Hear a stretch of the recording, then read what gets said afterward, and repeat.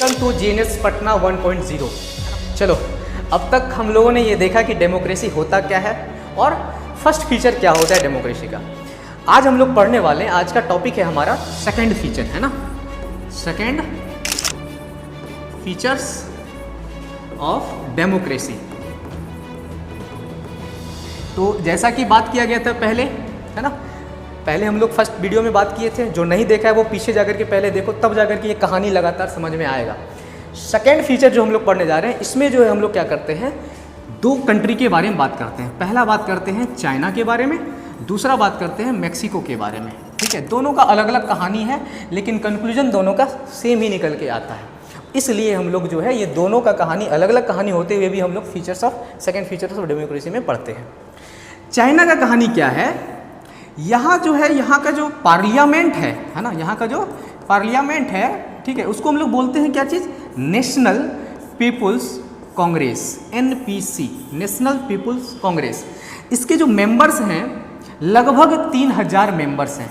बात को समझिएगा, कहानी को, लगभग क्या है 3000 मेंबर्स हैं। ठीक है, और एक उसमें से एक सबसे बड़ा पार्टी है, जैसे अपना भारत में क्या है, सबसे बड़ा पार्टी बीजेपी है अभी, वैसे यहाँ पे एक बड़ा पार्टी है कम्युनिस्ट, है ना, चाइनीज कम्युनिस्ट पार्टी है, शॉर्ट फॉर्म में बोलते हैं कम्युनिस्ट पार्टी। ठीक है, यहाँ का नियम क्या है कि जो भी चुनाव में, है ना, जो भी चुनाव में इलेक्शन में लड़ेगा वो कम्युनिस्ट पार्टी से पहले अप्रूवल लेगा, है ना, अप्रूवल लेगा और तभी जाकर के वो चुनाव लड़ सकता है चाइना में। यही सबसे बड़ी जो है अनफेयर चीज़ें हैं डेमोक्रेटिक के मतलब नज़रिए से। तो होता क्या है, यहाँ पे जो चुनाव जो लड़ा जाता है, तो ऑब्वियस सी बात है, छोटे बड़े पार्टी हो, सब लोग चुनाव लड़ना चाहते हैं। इसमें क्या है कि इसका जो कम्युनिस्ट पार्टी है, इसके साथ साथ 8 छोटा छोटा पार्टी इसके साथ जुड़ा हुआ है। ठीक है, जैसे अभी बीजेपी की सरकार है, उसके साथ साथ छोटे छोटे पार्टी जुड़े हुए हैं, तब जाकर के सरकार बना हुआ है, एक तरह से देखे तो एग्जाम्पल के रूप में, है ना। 8 क्या है, स्मॉल पार्टी इसके साथ जुड़ा हुआ है। सबसे बड़ा लतखोर वाला काम क्या करता है कम्युनिस्ट पार्टी, कि ये उसी को अप्रूवल देगा, ये उसी को जो है अप्रूव करेगा इलेक्शन में लड़ने के लिए, उसी पार्टी को, या तो इस कम्युनिस्ट पार्टी का वो मेंबर हो, या तो वो क्या हो, इस 8 छोटा पार्टी जो कम्युनिस्ट पार्टी से जुड़ा हुआ है उसका मेंबर हो। अब इस बात को समझिए कि जो भी पार्टी लड़के जाएगा, मान लीजिए कोई एक्स पार्टी है, ठीक है, ये लड़के गया और ये जीत गया चुनाव, मान लीजिए ये जीत गया चुनाव, समझिएगा बात को, क्या ये चुनाव जीतने के बावजूद, चुनाव क्यों जीता, हो सकता है वहाँ की पीपल ने इसको ज़्यादा वोट किया, वहाँ की जनता ने ज़्यादा वोट किया है, मान लीजिए कोई चुनाव जीत गया, क्या ये चुनाव जीतने के बावजूद अपने अनुरूप अपने तरह से काम कर पाएगा, कोई भी फैसला ले पाएगा अपने तरफ से, नहीं ले पाएगा। क्यों, क्योंकि इसका हाथ किसका था, इसको चुनाव में अप्रूवल करने का हाथ किसका था, कम्युनिस्ट पार्टी का, चाइनीज कम्युनिस्ट पार्टी का। तो वो जो चाहेगा तो वही ना होगा, बात समझ रहे हैं, क्योंकि वहाँ का जनता तो वोट इसको दिया था, लेकिन असली पावर किसके पास है, कम्युनिस्ट पार्टी के पास। तो क्या ये फेयर है डेमोक्रेसी के नज़रिए से, नहीं है। उसी तरह से यहाँ कहानी आता है मेक्सिको का। मेक्सिको क्या है, मेक्सिको में हर 6 साल, है ना, every 6 year, on an every 6 year, हर 6 साल में क्या होता है, चुनाव होता है। और यहाँ का जो पार्टी है, जो रूलिंग पार्टी है, वो क्या करती है, कुछ अनफेयर चीज़ें करती है, मतलब कि, मतलब कहने का मतलब जो है, कुछ ऐसे प्रैक्टिसेस करते हैं, कुछ ऐसे काम करते हैं, मतलब एक तरह से सारा चीज़ों को जो है अपने अधीन कर लेना, है ना, अपने अंडर में कर लेना।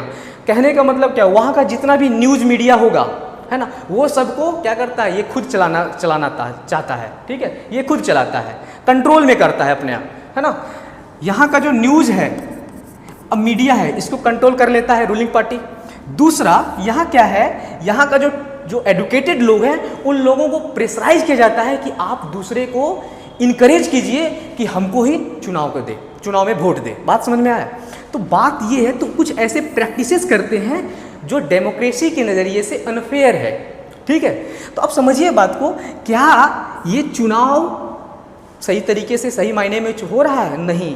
क्यों, क्योंकि यहाँ पे ये चोरी कर रहा है ना, ये चोरी करके जो है जीत रहा है। बात समझे। तो इसलिए हम लोग जो है इस दोनों के बारे में पढ़ते हैं, तब इस दोनों की कहानी से एक कंक्लूजन निकलता है जिसको हम लोग सेकंड फीचर ऑफ डेमोक्रेसी का नाम दिए हैं। और इस डेमोक्रेसी फीचर्स में क्या बोलते हैं, इस फीचर्स ऑफ डेमोक्रेसी में क्या बोलते हैं कि जो इलेक्शन होगा, जो भी देश में इलेक्शन होगा वो इलेक्शन क्या होना चाहिए, फ्री, एंड फेयर होना चाहिए, ठीक है। और दूसरा एक और बात इसमें बोला जाता है कि किसी भी पार्टी को, चाहे वो पार्टी बड़ा हो चाहे वो पार्टी छोटा हो, उसको हारने या जीतने का सेम प्रोबेबिलिटी होना चाहिए। गौर कीजिए, क्या अगर कोई छोटा वाला पार्टी भी जीत गया, एक तरह से तो पार्टी यही चला रहा है ना, बात समझ रहे हैं, तो यहाँ हारने और जीतने का तो प्रोबेबिलिटी है ही नहीं, इनडायरेक्टली वही रूल कर रहा है, बात समझ रहे हैं। और यहाँ भी जीतने का तो पूरा का पूरा प्रोबेबिलिटी किसका है, जो रूलिंग पार्टी है। तो इसीलिए कहा जाता है कि इलेक्शन जो होना चाहिए वो फ्री एंड फेयर होना चाहिए। दूसरा, जो हारने का है ना, विनिंग का और लूजिंग का है ना, प्रोबेबिलिटी जो होगा वो इक्वल होना चाहिए, तब जाकर के हम कहते हैं कि डेमोक्रेसी फेयर डेमोक्रेसी है, ठीक है। नेक्स्ट हम लोग अगला बात करेंगे थर्ड फीचर के बारे में। अगला बात करेंगे थर्ड फीचर के बारे में। इसमें 3 देश के बारे में पढ़ेंगे। पहला सऊदी अरबिया, दूसरा इस्टोनिया, तीसरा फिजी, है ना। इसके बारे में चर्चा करेंगे नेक्स्ट वीडियो में, ठीक है।